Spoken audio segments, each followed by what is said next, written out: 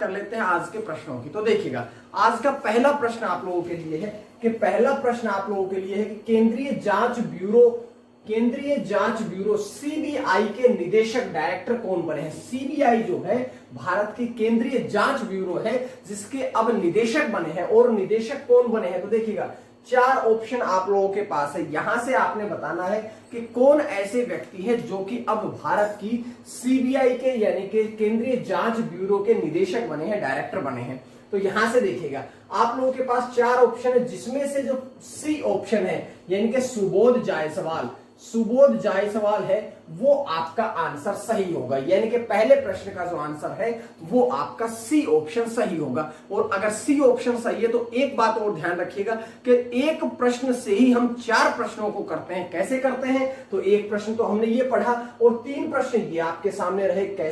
कैसे कि जीसी मुर्मू, गिरीश चंद्र मुर्मू कौन है, वे रासायनिक हथियार निषेध संगठन ओपीसीडब्ल्यू के कौन है, बाहरी लेखा परीक्षक है। और आप एक बात और ध्यान रखिएगा, जीसी मुर्मू, गिरीश चंद्र मुर्मू से एक बड़ा इंपॉर्टेंट प्रश्न मैं आपको बताता हूं कि जम्मू कश्मीर जब राज्य से केंद्र शासित प्रदेश बना था पिछले वर्ष, जब जम्मू कश्मीर का राज्य का दर्जा समाप्त कर दिया था, उसमें से 2 आपके केंद्र शासित प्रदेश बना दिए गए थे, जम्मू और उसके बाद में दूसरा कौन सा था, लद्दाख। तो जम्मू के पहले उपराज्यपाल कौन बने थे, गिरीश चंद्र मुर्मू। तो ये बात ध्यान रखिएगा, वर्तमान में तो मनोज सिन्हा है लेकिन पहले कौन थे, गिरीश चंद्र मुर्मू, जीसी मुर्मू थे। ठीक है, बड़ा इंपॉर्टेंट प्रश्न। दूसरा देखिएगा कि सिद्धार्थ सिंह लोंगजाम कौन है, राष्ट्रीय डोपिंग रोधी एजेंसी यानी कि NADA, नाडा के महानिदेशक है। नेशनल एंटी डोपिंग एजेंसी, नाडा नेशनल एंटी डोपिंग एजेंसी के कौन है, महानिदेशक कौन है, सिद्धार्थ सिंह लोंगजाम। उसके बाद में option number D, Sanjeev Kumar कौन है तो देखिएगा, भारतीय विमानपत्तन प्राधिकरण के अध्यक्ष कौन है, अब है वर्तमान में संजीव कुमार। तो इस प्रकार से एक प्रश्न नहीं पढ़ते हैं हम, 4 प्रश्न पढ़ते हैं। 4 प्रश्न पढ़ने के बाद अब पहले प्रश्न की जानकारियां देख लीजिएगा। आप लोगों के सामने है कि सुबोध जायसवाल जो है वो सीबीआई के वर्तमान में निदेशक बने हैं, डायरेक्टर बने हैं। अब देखिएगा, अगला प्रश्न ये है कि सुबोध सिंह कौन है। सुबोध जायसवाल है 1985 बैच के महाराष्ट्र कैडर के आईपीएस अधिकारी है। 1985 बैच के महाराष्ट्र कैडर के आईपीएस अधिकारी है, जो इससे पहले सीआईएसएफ के भी प्रमुख रह चुके हैं। और इससे पहले वे मुंबई जो है, जो कि महाराष्ट्र में है, मुंबई पुलिस के कमिश्नर भी रह चुके हैं और महाराष्ट्र राज्य के डीजीपी भी रह चुके हैं। तो ये सारी बातें यहां से थी। उसके बाद बात करें अगर हम कि 2018 में उन्हें मुंबई पुलिस आयुक्त जो था वो भी नियुक्त किया गया था। उसके बाद में 2006 में जो मालेगांव विस्फोट हुआ था उसमें भी सुबोध जायसवाल जो थे वो जांच कमेटी के सदस्य थे। और एक बात और कि उन्हें 2009 में राष्ट्रपति पुलिस पदक जो है वो भी उनको मिल चुका है। तो ये सारी उपलब्धियां, ये तो मैंने आपको मेन गिनवाई है, इसके अतिरिक्त बहुत सी उपलब्धियां हैं। तो इतनी सारी उपलब्धियों के धनी सुबोध जायसवाल जो हैं वे वर्तमान में सीबीआई के निदेशक बने हैं। लेकिन ये प्रश्न पढ़ना है आपने कि सीबीआई के निदेशक पढ़े, तो पूरी जानकारी तो पढ़ ली लेकिन सीबीआई के बारे में हमने नहीं पढ़ा है। तो पहले बात करेंगे हम, अब आखिरी में चलते सीबीआई, ये है सुबोध जायसवाल। अब देखिएगा, बहुत बार आपने एग्जाम्स में देखा होगा कि आपके जो एग्जाम्स होते हैं उन एग्जाम्स में फुल फॉर्म का एक प्रश्न आता है प्रश्न। तो देखिएगा, CBI central bureau of investigation, इसके मुख्यालय कहां है, इसका मुख्यालय नई दिल्ली में है। और स्थापना कब हुई थी, 1942 में हुई थी। लेकिन सीबीआई के रूप में नहीं हुई थी, बल्कि किस रूप में हुई थी, स्पेशल पुलिस के रूप में सीबीआई की स्थापना 1942 में करी गई थी, भारत के आजाद होने से भी पहले करी गई थी। ठीक है, तो ये सारी जानकारियां थी जो कि इस पहले प्रश्न से हमने पढ़ ली है। आज हर दिन आपको कुछ नए तरीके से करंट अफेयर्स देने का प्रयास रहता है, उसी के तरफ देखिएगा। दूसरा प्रश्न आप लोगों की स्क्रीन पे है कि दूसरा प्रश्न क्या है कि 74वीं विश्व स्वास्थ्य सभा जो हुई है उस विश्व स्वास्थ्य सभा की अध्यक्षता किसने करी है? तो पहले बात ये करते हैं कि ये जो विश्व स्वास्थ्य सभा हुई है इसमें ये कौन सा संस्करण था? तो ये पहले लिखा हुआ है कि ये इस विश्व स्वास्थ्य सभा का कौन सा संस्करण था? 74वां संस्करण था। अब मैं बात करता हूं आपसे कि इसके अब सभा किसकी अध्यक्षता में करी गई है, कौन ऐसे व्यक्ति थे, कौन ऐसे व्यक्ति हैं जिनकी अध्यक्षता में ये विश्व स्वास्थ्य सभा की अध्यक्षता जो है वो करी गई है। तो देखिएगा यहां से 4 ऑप्शन आप लोगों के पास है। अगर मैं बात करूं डॉक्टर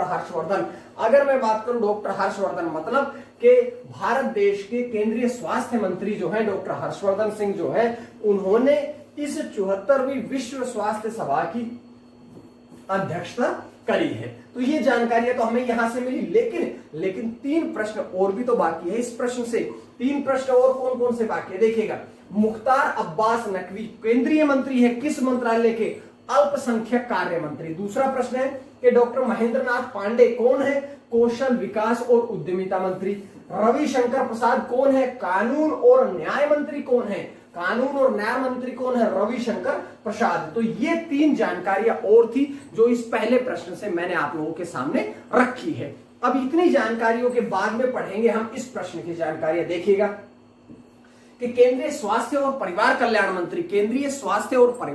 मंत्री डॉक्टर हर्षवर्धन सिंह जो है, उन्होंने अब 74वीं विश्व स्वास्थ्य सभा की बैठक की सम्मेलन की अध्यक्षता करी है। उसके बाद में अगर हम बात करें कि वे जो डॉक्टर हर्षवर्धन सिंह है वे WHO वर्ल्ड हेल्थ ऑर्गेनाइजेशन कार्यकारी बोर्ड के भी कौन है? अध्यक्ष है। उसके बाद में ध्यान रखिएगा कि इस सभा में क्या किया गया। इस सभा में मुख्य रूप से इस बात पर चर्चा करी गई कि कोरोना वायरस से तो केवल भारत ही नहीं बल्कि पूरा विश्व परेशान है, और ऐसे में जो मानसिक स्थिति है लोगों की कोरोना वायरस के कारण जो मानसिक स्थिति है उस पर कैसे काबू पाया जाए, क्योंकि बीमारी से बाद में लड़ना पड़ता है, पहले अपने आप की मानसिकता से व्यक्ति को लड़ना पड़ता है। ये बात आप लोगों की इसका मुख्य विचार व्यक्त किया गया था। उसके साथ साथ में एक चीज और भी देखी गई कि 2013 से लेकर के 2030 तक के लिए जो मानसिक स्वास्थ्य कार्य किया कर जो पहले घोषणा करी गई थी उस पर भी लगातार विचार विमर्श जारी है। ये सारी बातें हमने यहां से पढ़ी है। अब देखिएगा क्योंकि वर्ल्ड हेल्थ ऑर्गेनाइजेशन का भी नाम आया था तो हमने वर्ल्ड हेल्थ, ये पहले तो देखिएगा ये है हमारे देश के स्वास्थ्य मंत्री डॉक्टर हर्षवर्धन सिंह, ठीक है, केंद्रीय स्वास्थ्य मंत्री हैं। उसके बाद में बात करते हैं WHO की फुल फॉर्म मैं आपसे बता चुका हूं, वर्ल्ड हेल्थ ऑर्गेनाइजेशन। इसके बाद में प्रश्न ये बनता है कि इसकी स्थापना कब हुई थी? तो 7 अप्रैल 1948 में विश्व वर्ल्ड हेल्थ ऑर्गेनाइजेशन की विश्व स्वास्थ्य संगठन की स्थापना हुई थी। मुख्यालय कहां पे है? जिनेवा कहां है? स्विट्जरलैंड में। और महानिदेशक कौन है? टेड्रोस एडेनम जो है वे इसके वर्तमान में कौन है? महानिदेशक है। तो ये इंपॉर्टेंट जानकारियां थी जो कि मैं इस सेकंड प्रश्न से, जो इस दूसरे प्रश्न से आप सभी के लिए ले आया हूं। तो ये सारी जानकारी। उसके बाद में बात करते हैं तीसरे प्रश्न की। तो तीसरा प्रश्न आप लोगों की स्क्रीन पे है कि भारत ने किस देश के साथ में कृषि में सहयोग के लिए संयुक्त कार्यक्रम समझौते पर हस्ताक्षर किए हैं? कृषि में विकास करने के लिए, कृषि में और अधिक लोगों का, किसानों का फायदा देखने के लिए, उनकी आय बढ़ाने के लिए अब भारत देश ने एक जो संयुक्त कार्यक्रम समझौता किया है, ये कौन से देश के साथ में समझौता किया है? तो देखिएगा यहां से 4 ऑप्शन आप लोगों के पास है, 4 ऑप्शन आप लोगों के पास में आते हैं। यहां से कौन सा ऑप्शन सही रहेगा? तो यहां से जो ऑप्शन सही रहेगा वो रहेगा इजराइल, यानी कि इस प्रश्न का जो आंसर है वो होगा इजराइल। इस प्रश्न का तीसरे नंबर के प्रश्न का जो आंसर है वो रहेगा आपका इजराइल। ये सारी बातें मैंने आपको बताई है। उसके बाद में देखिएगा कि बाकी भी तो हमारे पास बहुत सी जानकारियां हैं। कहां से? कि भाई इराक की राजधानी कहां है? बगदाद। राष्ट्रपति कौन है? बरहम सालिह। उज्बेकिस्तान की राजधानी कहां है? ताशकंद।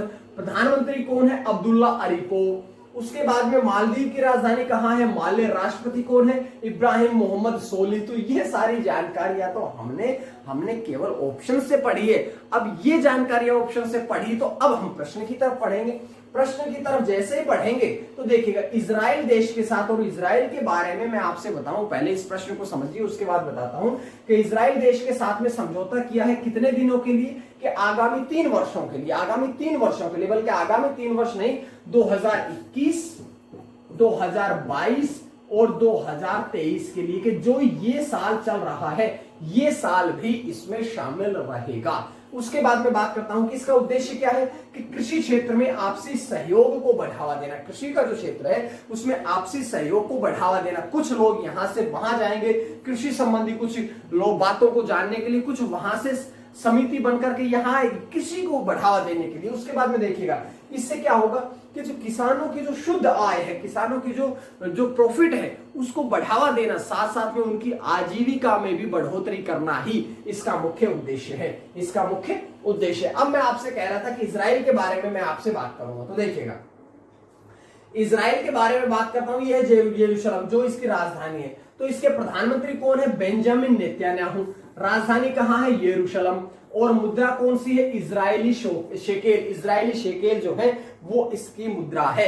ये बात तो मैंने आपको बताई है, लेकिन एक और प्रश्न आपके लिए इजराइल से ही आएगा। पहले वो प्रश्न पढ़ते हैं, उसके बाद में बात करते हैं। तो देखिएगा अगला प्रश्न जो है वो, अगला प्रश्न भी यहीं से है, इजराइल से। ये क्या है, ये है कि जो इजराइल की जो जासूसी एजेंसी है, पहला प्रश्न तो यही से ही निकलेगा कि इजराइल की जो जासूसी एजेंसी है, जैसे सीबीआई भारत की है, ऐसे ही इजराइल देश की जासूसी एजेंसी कौन सी है, तो यह है मोसाद। MOSSAD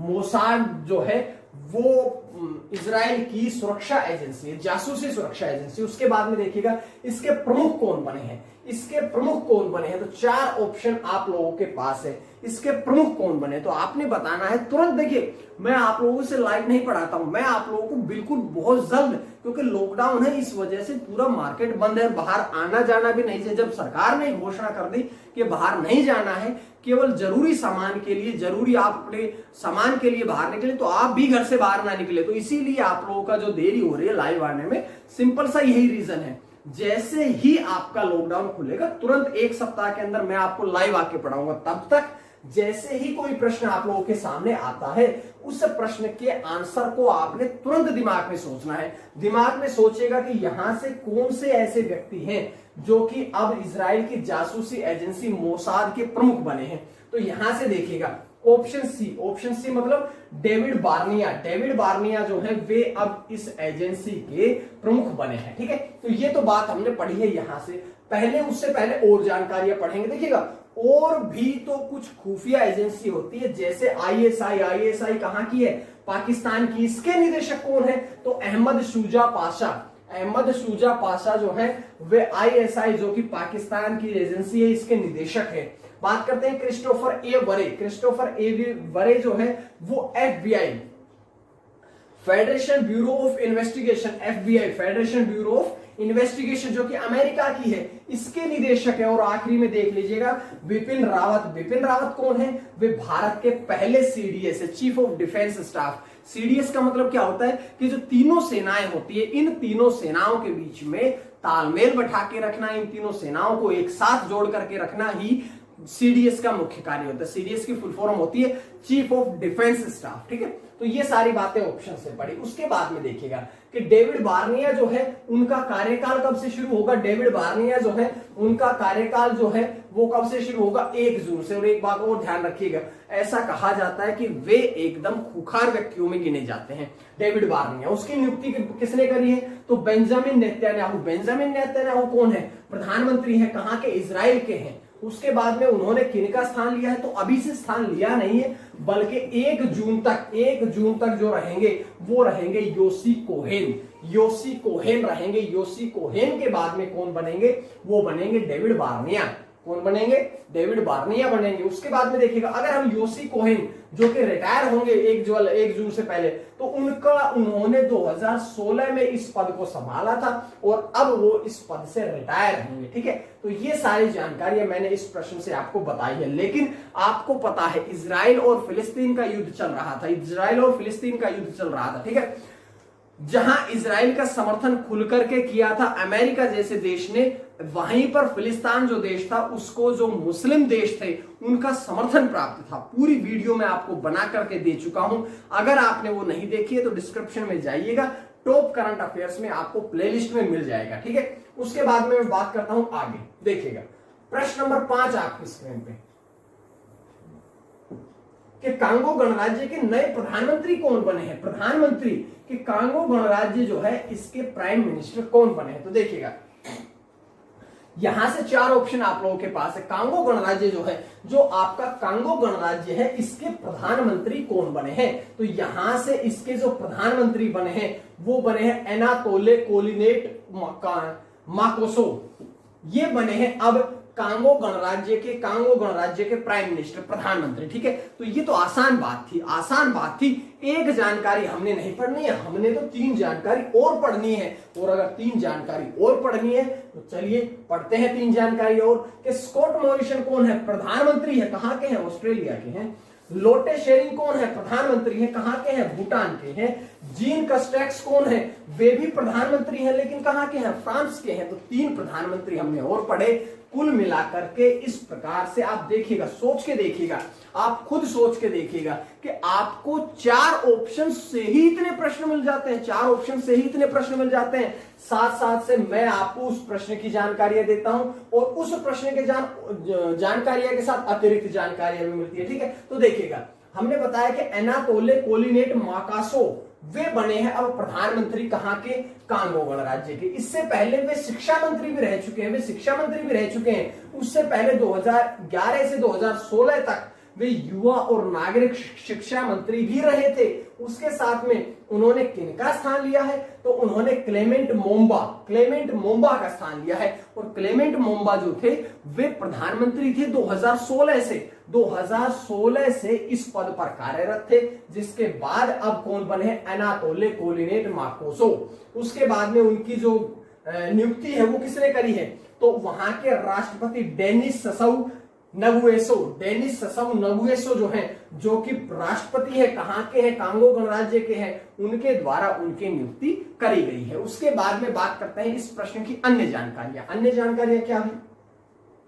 देखा गया ये है आपके सामने कांगो गणराज्य का map, Republic of the Congo, ठीक है। उसके बाद में बात करता हूं इसकी राजधानी कहां है। इसकी राजधानी ब्रेजाविल्स। इसकी राजधानी कहां है, तो इसकी राजधानी जो है वो है ब्रेजाविल्स। उसके बाद में मैं आपसे बात करता हूं कि मुद्रा कौन है, कांगोली फ्रैंक, और ये मध्य अफ्रीका में स्थित देश है। मध्य अफ्रीका में स्थित ये देश है। तो ये सारी जानकारी हमने कांगो गणराज्य के बारे में पढ़ी है। प्रधानमंत्री, राष्ट्रपति की जानकारियां भी थी जो कि हमने पिछली स्लाइड में ये सारी पढ़ ली थी। तो ये सारी जानकारियां समाप्त होने के बाद 5 प्रश्न हमारे समाप्त, और 5 प्रश्नों के समाप्त होने के बाद हम पढ़ते हैं आज का प्रश्न। आज का प्रश्न क्या है, आज का प्रश्न आप लोगों के सामने है कि international narcotics control board INCB मतलब कि इंटरनेशनल नारकोटिक्स कंट्रोल बोर्ड, इसके अध्यक्ष कौन बने हैं। तो 4 ऑप्शन आप लोगों के पास है। आपने अपना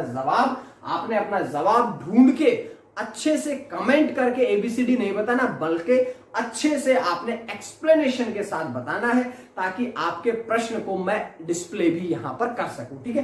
तो ये आज के प्रश्न की जानकारियां पढ़ी। लेकिन मैंने कल आपसे क्या प्रश्न पूछा था कि FIH प्रेसिडेंट अवार्ड से किसे सम्मानित किया गया है। यह सम्मानित किया गया था VK पांडियन को। VK पांडियन ऐसे व्यक्ति हैं जिन्हें FIH प्रेसिडेंट्स अवार्ड से सम्मानित किया गया था। तो ये सारी जानकारियां हैं आपके लिए। उसके बाद चलिए प्रश्न नंबर कहां, प्रश्न नंबर 6 की तरफ। तो प्रश्न नंबर 6 आपकी स्क्रीन पे आता है कि पुदुचेरी की 15वीं विधानसभा के प्रोटेम स्पीकर कौन बने हैं। प्रोटेम स्पीकर कहां के, ये बने हैं पुदुचेरी के। और पुदुचेरी की कौन सी विधानसभा रही, तो 15वीं विधानसभा। तो 3 प्रश्न तो यहीं से तैयार हुए प्रश्न में से। उसके बाद में देखिएगा 4 ऑप्शन आप लोगों के पास है। तो बताइए फिर कि प्रोटेम स्पीकर कौन बने हैं 15वीं विधानसभा जो कि पुदुचेरी की है, उसके बने हैं अब लक्ष्मी नारायण यानी कि ऑप्शन ए जो है, लक्ष्मी नारायण जो है वे अब पुदुचेरी की 15वीं विधानसभा के प्रोटेम स्पीकर जो हैं वो अब बने हैं, ठीक है। उसके बाद में चलते हैं और प्रश्न की जानकारियां कि भैया ज्ञानचंद गुप्ता कौन है, वे अध्यक्ष विधानसभा के, कहां के, हरियाणा के कौन सी पार्टी के, बीजेपी पार्टी के। उसके बाद राणा केपी सिंह कौन है, वे भी अध्यक्ष हैं विधानसभा के। कौन से राज्य की, पंजाब की। कौन सी पार्टी के हैं, कांग्रेस पार्टी के हैं। उसके बाद राजेंद्र द्विवेदी कहां के हैं, गुजरात के विधानसभा के अध्यक्ष हैं। कौन सी पार्टी के हैं, तो बीजेपी पार्टी के हैं। ठीक है, तो ये सारी जानकारी है। इसके बाद भी ऐसे प्रश्न चलते ही रहेंगे हमारे। देखिएगा, बात करते हैं लक्ष्मी नारायण के बारे में। तो उपराज्यपाल जो है तमिलिसाई सौंदरराजन, उन्होंने इस पद की, उन्हें गोपनीयता की शपथ जो है वो दिलवाई है, क्योंकि राज्यपाल जो है वही गोपनीयता की शपथ दिलाता है। पुदुचेरी में पहली बार भाजपा गठबंधन की सरकार बनी है, यानी कि अब की बार जो है पुदुचेरी में बीजेपी सरकार गठबंधन की सरकार बनी है। क्यों? क्योंकि पुदुचेरी में कुल सीटें होती है 30, बीजेपी ने जीत ली 15, कांग्रेस ने जीत ली 9, अन्य ने जीत ली 6। इस प्रकार से कुल सीटें देखिएगा 30 थी, भाजपा जीत गई 15, कांग्रेस 9, 6 सीट किसने जीत ली, अन्य ने जीत ली। और इनके गठबंधन से जो बीजेपी पार्टी थी वो अब की बार आ गई है शासन में पुदुचेरी में। ठीक है, अब बात कर लेते हैं आगे बात। देखिएगा, ये है हमारे पुदुचेरी। पुदुचेरी में जिले कितने हैं, 4। गठन कब हुआ था, 1 नवंबर 1954 में। और 1 नवंबर 1954 में तो गठन हुआ था, लेकिन ये केंद्र शासित प्रदेश कब बना था, तो ये केंद्र शासित प्रदेश बना था 1962 में। 1962 में पुदुचेरी जो है वो केंद्र शासित प्रदेश बना था, जिसके मुख्यमंत्री कौन है, एन रंगास्वामी जो है वे पुदुचेरी के कौन है, मुख्यमंत्री हैं। अभी उनकी नियुक्ति हुई थी, उनके बारे में भी मैंने पूरी डिटेल आपको बताई थी, आपको 2-3 दिन पहले की वीडियो में याद होना चाहिए। अब अगर याद है तो चलिए अगले प्रश्न की तरफ। प्रश्न नंबर आता है हमारी स्क्रीन पे 7 नंबर प्रश्न क्या है कि केरल विधानसभा के अध्यक्ष, एक और ऐसा ही प्रश्न कि केरल विधानसभा के अध्यक्ष कौन बने। केरल विधानसभा जो है, क्योंकि केरल में भी चुनाव हुए थे, और केरल विधानसभा के अध्यक्ष कौन बने हैं, तो 4 ऑप्शन आप लोगों के पास है। यहां से आपने बताना है कि केरल विधानसभा जो है इसके अब अध्यक्ष कौन बने हैं। तो इसके अध्यक्ष कौन बने हैं, इसके अध्यक्ष बने हैं एम बी राजेश, यानी कि इस प्रश्न का जो ऑप्शन है, इस प्रश्न का ऑप्शन जो है वो डी है। लेकिन आप एक बात और समझिएगा, तो तीनों व्यक्ति जो हैं ये भी कहीं ना कहीं के अध्यक्ष, कहां के अध्यक्ष, बात कर लेते हैं। प्रेमचंद्र अग्रवाल जो है वे भी विधानसभा अध्यक्ष, कौन से, उत्तराखंड के विधानसभा अध्यक्ष है वे, और उत्तराखंड में 2017 से कार्यरत है। कौन सी पार्टी से, बीजेपी पार्टी से। उसके बाद में विश्वेश्वर हेगड़े कहां के हैं, कर्नाटक विधानसभा के अध्यक्ष हैं। कौन सी पार्टी के, बीजेपी के हैं। कब बने थे, 2019 में बने थे। और अभी इसी महीने 8 मई 2021 को बने थे। कौन, बिमन बनर्जी। और बनर्जी से आपको याद आना चाहिए, बनर्जी कहां, ममता बनर्जी कहां, पश्चिम बंगाल में। तो पश्चिम बंगाल विधानसभा के अध्यक्ष कौन है, जो कि एआईटीसी पार्टी से है, कौन है, बिमन बनर्जी है। इनके बारे में मैंने आपसे 8-9 मई की बात कर ली थी, 8-9 मई में मैंने आपसे इनसे चर्चा कर ली थी। ठीक है, और अगर आपने चर्चा कर ली थी, याद है, तो देखिएगा केरल विधानसभा के अध्यक्ष बने हैं एम बी राजेश। अब वे पलक्कड़ जिले के, अब वे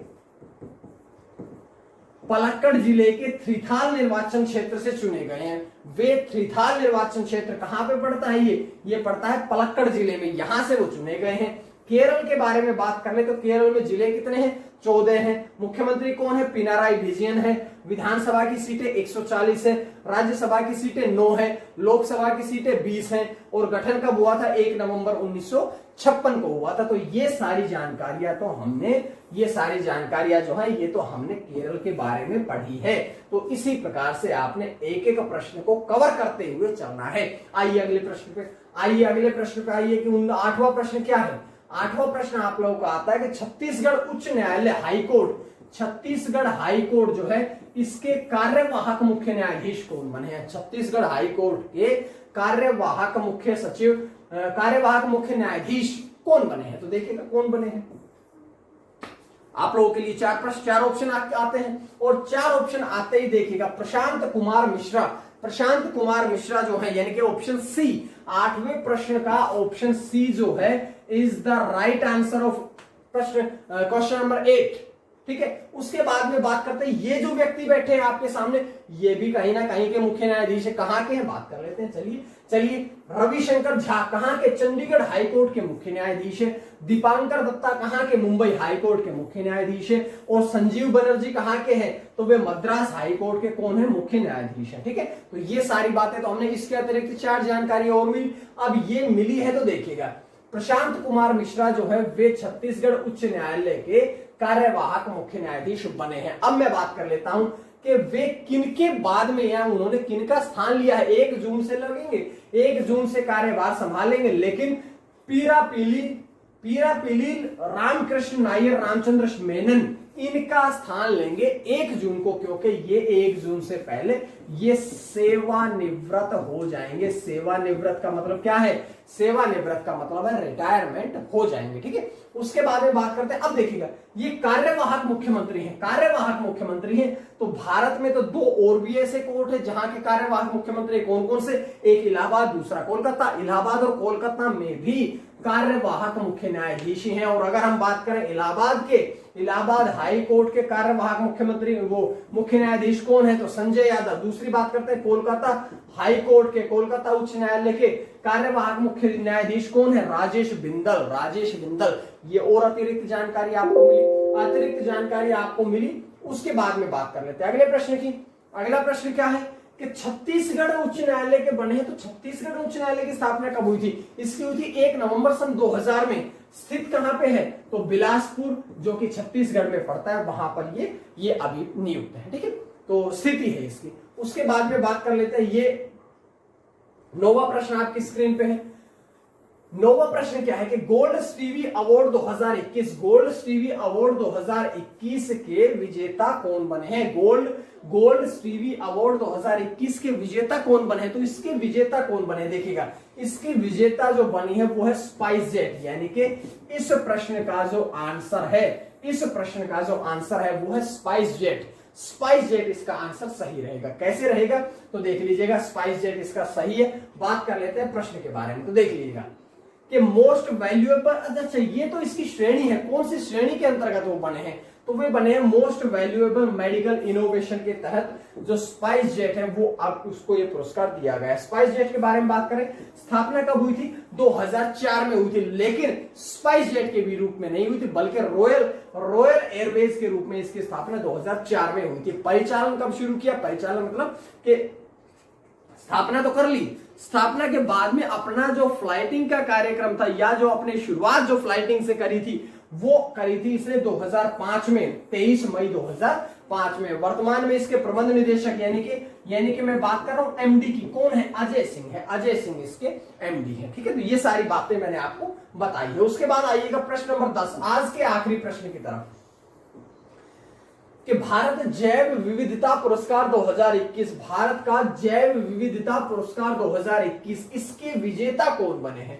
तो इसके विजेता कौन बने हैं, तो 4 ऑप्शन आप लोगों के पास है, यहां से बताइएगा कि कौन बने हैं। तो यहां से देखिएगा शाजी एनएम जो है वे अब भारत जैव विविधता पुरस्कार 2021 के विजेता बने हैं। उसके बाद में बात कर लेते हैं इस प्रश्न की, देखिएगा कि शाजी एनएम जो है वे इस पुरस्कार से सम्मानित किए गए हैं। उन्हें केरल का ट्यूबरमैन भी कहा जाता है। केरल का क्या कहा जाता है, ट्यूबरमैन। देखिएगा, एक मैं उनके बारे में खास बात बताता हूं कि उन्होंने अपने खेतों में 200 से अधिक प्रजातियों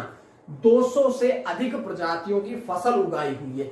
200 से अधिक प्रजातियों की फसल जो है वो उन्होंने अपने खेतों में उगाई हुई है। उसके बाद में वे पालतू प्रजातियों के संरक्षण की श्रेणी में पुरस्कृत किए गए। पालतू प्रजातियों के संरक्षण की श्रेणी में वे जो है पुरस्कृत किए गए। इनामी राशि कितनी है, तो 2 लाख रुपए इनामी राशि, साथ में एक प्रशस्ति पत्र भी दिया जाता है इस पुरस्कार में। और उन्हें 2015 में प्लांट जीनोम सेवियर पुरस्कार भी दिया गया। तो एक बात और समझ लीजिएगा कि प्लांट जीनोम सेवियर पुरस्कार जो है ये किसके द्वारा दिया गया था, तो ये दिया गया था 2015 में नई दिल्ली सरकार के द्वारा। नई दिल्ली सरकार जो थी उसके द्वारा उन्हें पुरस्कृत किया गया था। ठीक है, तो ये हमारी करंट अफेयर्स यहां पर समाप्त होती है आज के लिए। देखिएगा, मैं पूरा प्रयास कर रहा हूं आपको कि ज्यादा से ज्यादा प्रश्नों को चर्चा करवा सकूं। ज्यादा से ज्यादा प्रश्नों पर चर्चा कर सके। अब आप देखिएगा हिंदी की कितनी अच्छी वीडियोस आ रही है, आपने ऐसी सोची भी नहीं होगी जैसी हिंदी की वीडियोस आप लोगों को मिल रही है। ऐसा आपने हिंदी में नहीं पढ़ा होगा, ऐसा आपने शायद करंट अफेयर भी बहुत कम ही देखने को मिलता होगा। ठीक है, तो मेरी तरफ से प्रयास पूरा जारी है, बहुत जल्द मैं आप लोगों के साथ में लाइव रहूंगा, आप लोग मेरे साथ जुड़े रहिएगा, मैं आपका साथ नहीं छोड़ूंगा, आप मेरा मत छोड़ना। आज के लिए इतना ही। मां सरस्वती की कृपा आप सभी पर बनी रहे। बहुत बहुत धन्यवाद।